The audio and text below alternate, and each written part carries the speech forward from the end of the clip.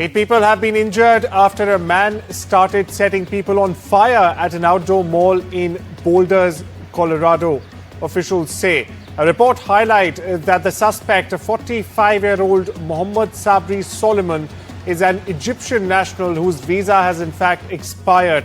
That's correct. The FBI says the suspected act of terror happened during a peaceful event in support of Israeli hostages, which happens weekly after Israel's foreign minister, in fact, called the incident a terrible anti-Semitic terror attack targeting Jews. Now listen in to what the police and, in fact, the eyewitnesses had to say. The initial response by our officers, we were on scene very quickly. When we arrived, we encountered multiple victims that were injured with injuries consistent with burns and other injuries. While our officers and paramedics and fire department personnel got those victims quickly to the hospital, our officers were pointed out, a suspect was pointed out to our officers on the scene. Our officers immediately encountered that suspect who was taken into custody without incident. A fire, I saw people falling and screaming and crying and tripping, and I saw the attacker have a Molotov. He had 3 Molotov cocktails. One of them he threw inside of a group, and one lady lit on fire from head to toe. And then the other 4 people were also injured and in a fire, but not as bad as the first one. And then the attacker came out from the bushes and the trees the second time, and he threw another cocktail, and on the second one he lit himself on fire accidentally. These like shoots of fire, linear, about 20 feet long, spears of fire, 2 of them at least came across right into the group about 15 feet from me, because I sit there and watch them, but I try to listen also to what they're talking about, because I am concerned about the hostages. A Ukrainian drone attack destroyed more than 40 Russian planes deep inside the country's territory, Ukraine security services said on Sunday, while Moscow pounded Ukraine with missiles and drones just hours before a new round of direct peace talks in Turkey's Istanbul. Meanwhile, President Volodymyr Zelensky called the aerial attack a brilliant operation, causing significant losses to Russia, which he called entirely justified and, in fact, well-deserved. In the operation codenamed Spider's Web, Ukraine used 117 drones involving a corresponding number of drone operators, adding the strategic cruise missile carriers stationed at Russian air bases or near Russian air bases were hit. Here's Ukrainian President Zelensky for you. Щойно була доповідь голови Служби безпеки України Василя Малюка.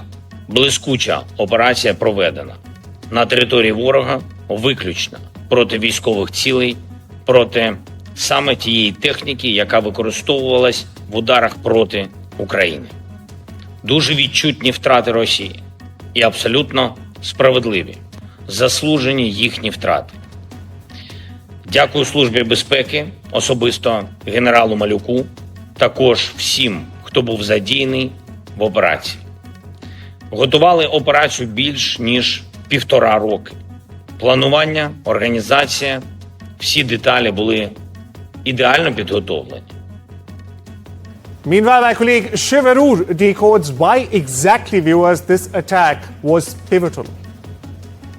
Operation Spider's Web, Ukraine's audacious drone strike up to 4,000 kilometers deep inside Russian territory, will go down in the history books of military operations. Volodymyr Zelensky, the president of Ukraine, says it took 18 months to plan, but all it took was 117 drones, each costing a little over $1,000, packed neatly into wooden pallets, fitted into harmless-looking shipping containers, and then sneakily smuggled onto cargo trucks driven by clueless Russian drivers thousands of kilometers from the Ukraine border deep into Russian territory. Russian intelligence didn't have a clue about this. Drone operators operating each one of those drones packed with warheads or munitions were able to fly from those trucks after the lids of those trucks were remotely deployed using satellite communications, and drone operators who were brought very close to the sites, obviously under great secrecy by possible special forces of Ukraine. And then those first-person view or FPV drones of the kind that are made by a couple of Ukrainian companies like TAF or Wild Hornets were able to conduct their strikes. They flew just barely a few kilometers, used AI to detect the weak points of strategic bombers. They had been practicing using vintage bombers in museums in Ukraine, and then wrought absolute hell in different air bases in those regions. Remember, thousands of kilometers away and under great secrecy, this operation was carried out. The net result, drones costing just over $1,000 were able to inflict damage worth potentially billions and theoretically wipe out at least a third of Russia's nuclear bomber strategic fleet. What this means, what could come next, remains in the air, but what is clear is that drone warfare, the paradigm of military operations, the very meaning of deep strike operations against a much larger, better equipped enemy, has changed forever. Well, staying with the story, Ukraine and Russia are in fact sending delegates to Istanbul for a second round of peace talks later on Monday. Now, this comes ahead of the Monday's talks. In fact, Ukrainian President Volodymyr Zelensky has said that Moscow is doing everything it can to ensure the next possible meeting is fruitless. The first round of talks for perspective was held on Istanbul on the 16th of May, and it failed to bring about any significant outcome apart from a prisoner swap. Now, the talks will be chaired by Turkey's Minister of Foreign Affairs, Hakan Fidan, with Vladimir Medinsky, a Kremlin aide, leading the Russian delegation, while the Ukrainian side is being headed by Defense Minister Rustem Umerov.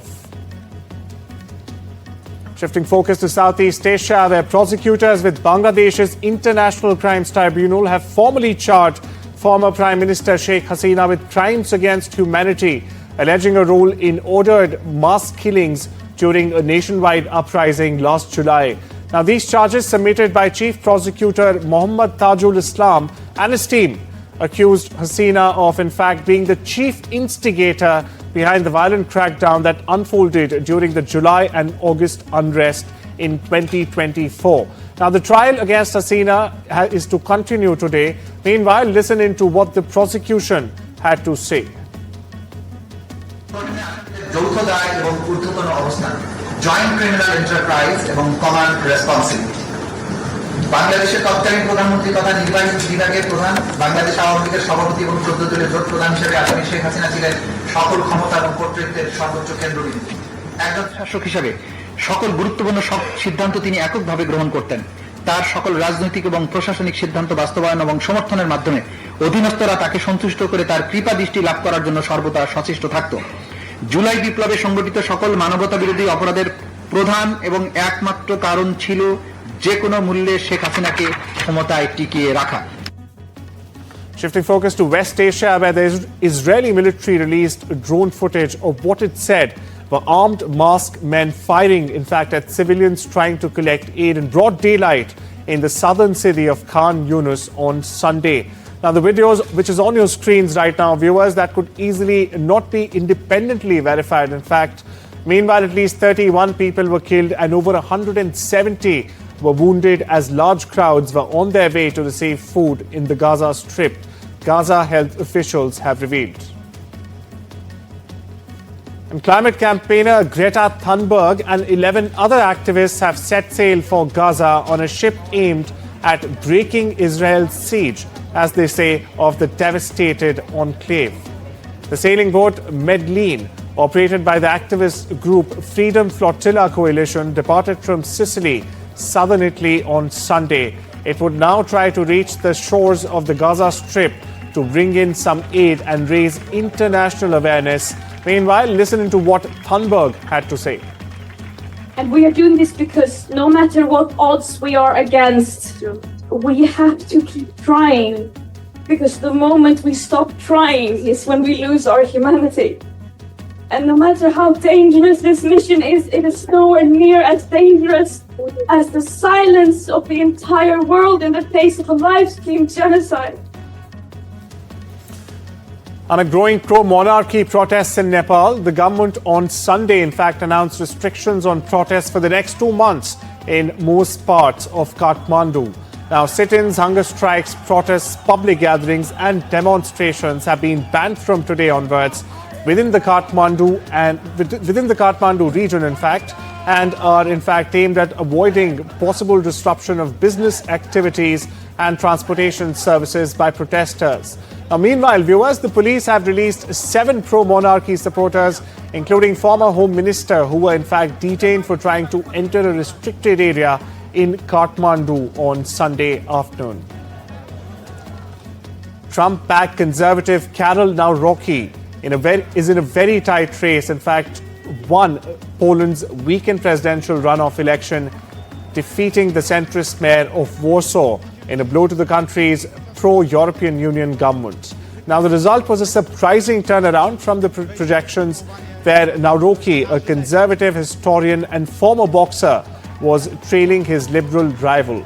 Nawrocki received help from Washington, having visited Trump briefly in the Oval Office only last month, with US Homeland Security Secretary Kristi Noem urging Poles to vote for him.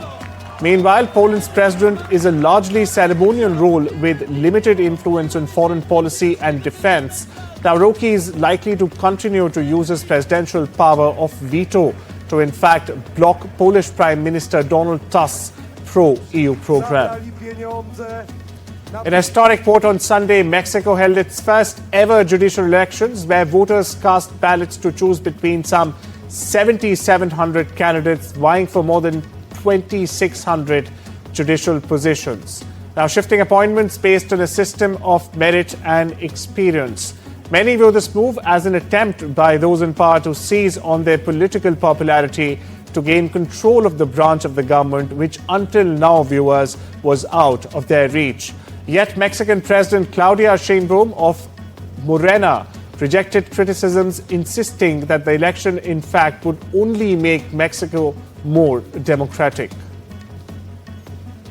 After roughly 6 months of political instability involving numerous presidential impeachments, South Korea will finally vote for a new president in snap elections to succeed embattled Yoon Suk-yeol, the ousted former leader who plunged the country into chaos.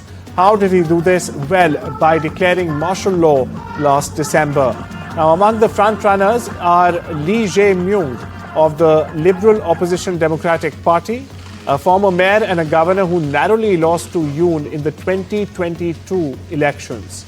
Among the biggest issues facing South Korea are deep political divisions in the country between those, in fact, who supported Yoon and those who protested his decision of imposing martial law.